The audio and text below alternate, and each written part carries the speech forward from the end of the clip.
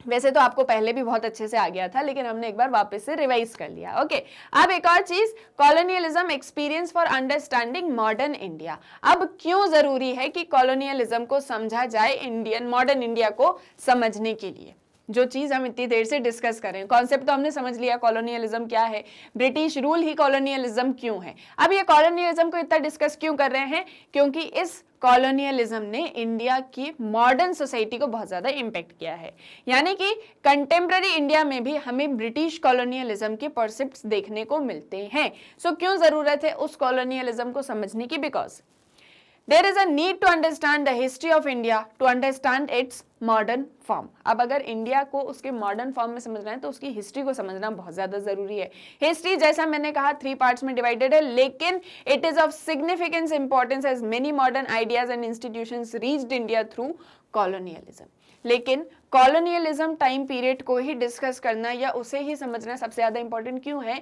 क्योंकि इंडिया में जो मॉडर्न आइडियाज हमें आज देखने को मिलते हैं, इंडिया में जो सोशल इंस्टीट्यूशंस और उन इंस्टीट्यूशंस में भी चेंज जो हमें देखने को मिलता है, वो कहीं ना कहीं सारी चीजें कॉलोनियलिज्म से ही होते हुए आई थी। अब इसके लिए हमने ढेर सारे एग्जांपल्स पढ़े थे, आपको याद होंगे, जैसे कि ब्रेड ऑमलेट्स या कटलेट्स की शॉप्स नियर बाय रोड या रोड साइड पर।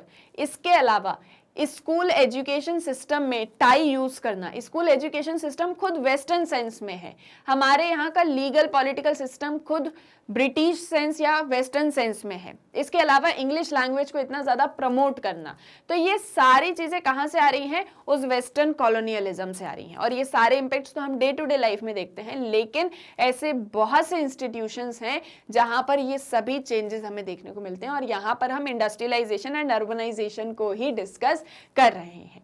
क्लियर है? तो इसीलिए इसे समझना बहुत ज्यादा इंपॉर्टेंट है। Then it is also because such an exposure to modern ideas was contradictory and conflicting। और एक और जो सबसे इंपॉर्टेंट पॉइंट है वो क्या है? ये तो है ही इंपॉर्टेंट पॉइंट कि मॉडर्न आइडियाज और इंस्टीट्यूशंस जो हैं वो कॉलोनियलिज्म से ही होते हुए आए हैं। जैसे मैं बात कर रही हूँ कि सोशल इंस्टीट्यूशंस हैं, यहाँ पर भी मॉडर्न आइडियाज हमें देखने को मिलते हैं। जैसे फॉर एग्जाम्पल अगर हम बात करें मैरिज इंस्टीट्यूशन की, ठीक है, सो इंडियन कॉन्सेप्ट क्या है मैरिज को लेके कि अरेंज मैरिज होगी, जो पेरेंट्स अपने बच्चों के लिए जो भी ग्रूम या ब्राइड चूज करेंगे उन्हें उसी से ही शादी करनी होगी। लेकिन धीरे धीरे हमने देखा कि लव मैरिज का जो कॉन्सेप्ट है वो बहुत ज्यादा प्रिवेल होने लग गया। ठीक है, ये एक चीज हम नोटिस करते हैं, आज भी हमें देखने को मिलती है। सो ये कहीं से कहीं तक भी इंडियन कॉन्सेप्ट के अंदर नहीं आता, ये वेस्टर्न सेंस का कॉन्सेप्ट है। जैसे हमने कल्चर एंड सोशलाइजेशन पढ़ा था जब आपकी क्लास 11th चैप्टर नंबर 4 के अंदर, वहां भी हमने देखा था कि किस तरह से इंडियन कल्चर अपने आप में यूनिक है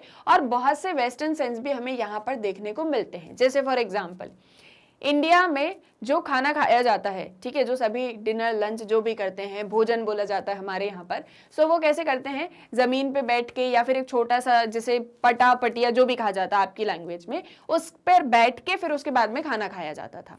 ठीक है, लेकिन जो वेस्टर्न सेंस है वो क्या है? डाइनिंग टेबल पर बैठ के फोक एंड स्पून्स यूज करके खाना खाना। सो ये वेस्टर्न सेंस आज हमें इंडिया में देखने को मिलता है। सो ये सारी चीजें कहाँ से आई हैं? सो इस कॉलोनियलिज्म के थ्रू ये मॉडर्न आइडियाज, ये इंस्टीट्यूशंस इंडिया में या इंडियन सोसाइटी में हमें देखने को मिलते हैं।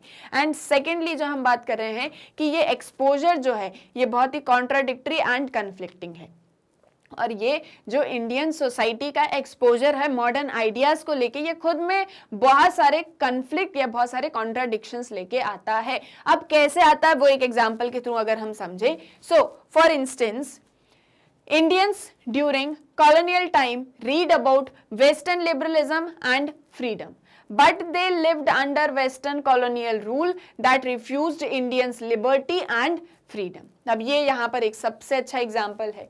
क्या एक चीज कही जा रही है कि जब इंडिया कॉलोनियल रूल के अंडर में था तो यहाँ पर जो एजुकेटेड इंडियंस थे वो क्या करते थे? वेस्टर्न लिबरलिज्म और फ्रीडम के जो आइडियाज थे उन्हें पढ़ा करते थे। जैसे आपने भी पॉलिटिकल साइंस में पॉलिटिकल थ्योरी पढ़ा होगा, ठीक है, सो पॉलिटिकल थ्योरी में आपने देखा होगा कि क्या आइडियाज प्रिवेल किया करते थे, जैसे लिबर्टी हो गई, इक्वालिटी है, फ्रीडम है, जस्टिस है, ये सभी आइडियाज आपने भी पढ़े होंगे। सो इंडियंस क्या करते थे, वेस्ट के जो फ्रीडम और लिबर्टी के आइडियाज थे उन्हें स्टडी किया करते थे, उन्हें समझते थे क्योंकि वो बहुत अच्छे आइडियाज थे।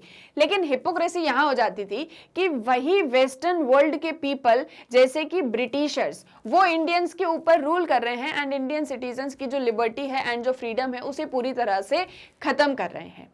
ठीक है, सो ये हो गया ना कि एक तरफ तो आप जहां वेस्ट में लिबरलिज्म और फ्रीडम लिबर्टी आइडिया ये वाले आइडियाज को प्रिवेल करते हो, वहीं इंडिया में आप इसके बिल्कुल अपोजिट हो। सो ये कॉन्ट्राडिक्शंस एंड ये सारी चीजें बहुत सारे कन्फ्लिक्ट लेके आते हैं।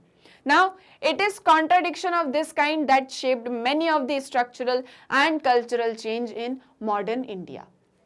और इसी तरह के ढेर सारे स्ट्रक्चरल एंड कल्चरल चेंजेस इन्हीं आइडियाज की वजह से इंडियन सोसाइटी में हमें देखने को मिलते हैं।